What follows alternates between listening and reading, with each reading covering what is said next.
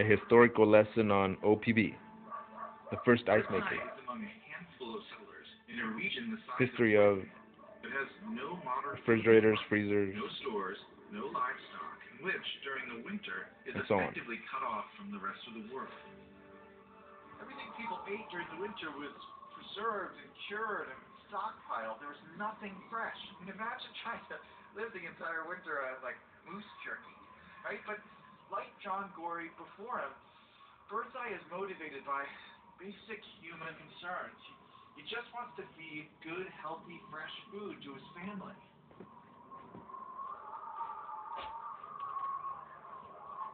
But Birdseye is about in my house. some culinary inspiration. Chilling. Just watching this show, enjoying this show. Little lesson.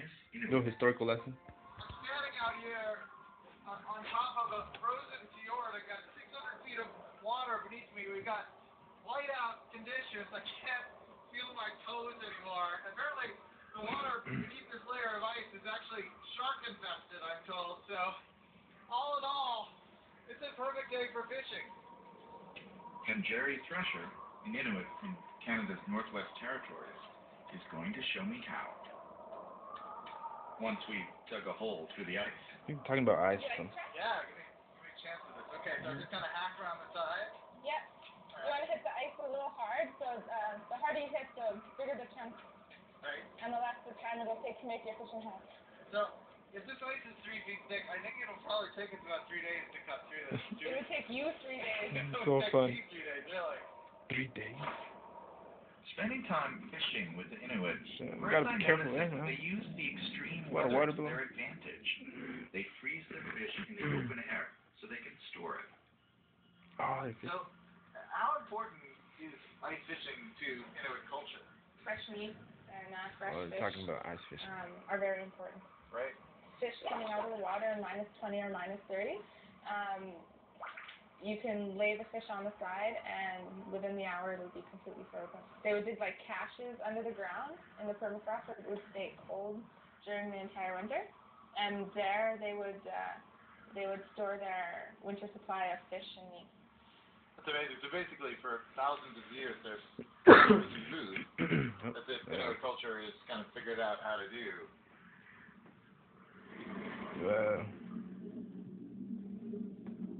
Badass camera here. For Birdseye, this is a revelation.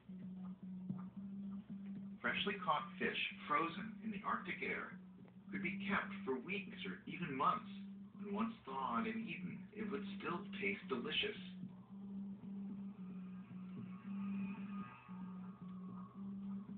He wonders if freezing can help other types of food stay fresh for longer, so he experiments with vegetables. He begins to notice a pattern. Food frozen in the coldest depths of midwinter tastes better when it's thawed than food frozen earlier or later in the season. And that's because slower freezing creates larger ice crystals, which damage the cellular structure of the food. Birdseye realized something that the Inuits had almost instinctively understood for thousands of years, that if you wanted to have really fresh frozen food, you had to have the smallest possible ice crystals, and for that, you needed the fastest possible freezing time. This is a point where you might expect me to say, now Birdseye has an idea that changes the world and introduces the universe of frozen convenience that all of us enjoy today. But actually, that's not what happened at all. Because you see, like Frederick Tudor, Birdseye's hunch will take decades to finally pay off. But unlike Tudor, Birdseye basically just forgets about his hunch.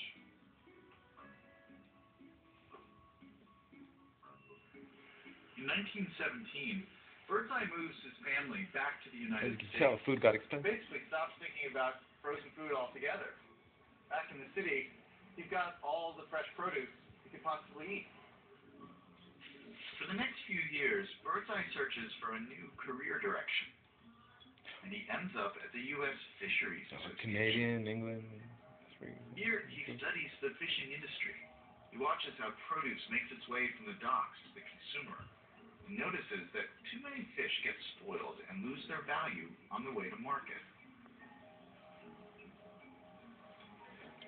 Birdseye wonders, what's the best way to get fish to the kitchen in the freshest way possible? And this is where, finally, his slow hunch resurfaces. Birdseye decides that flash freezing is the key. Birdseye develops a practical process for fast freezing food quickly on a commercial scale. It's called multi-plate flash freezing, an idea upon which an entire industry will be founded. But of course, no matter how brilliant Birdseye's idea, he can't change the world all on his own. I think that's him. Ideas don't really work that way. For frozen food to reach today's ubiquity, it will take a convergence of other ideas about cold. Thank God for frozen food, right? That guy came up with the right idea for everybody. And that is where we meet Frederick McKinley Jones. Jones was born in 1893, and he was orphaned at the age of 9. By the time he was 11, he had his first full-time job. By the time he was 16, he was working in an auto repair shop. He didn't come from the world of privilege like Frederick Tudor, and he didn't have the advanced degrees of Dr. John Gorey. But he was destined to change the world every bit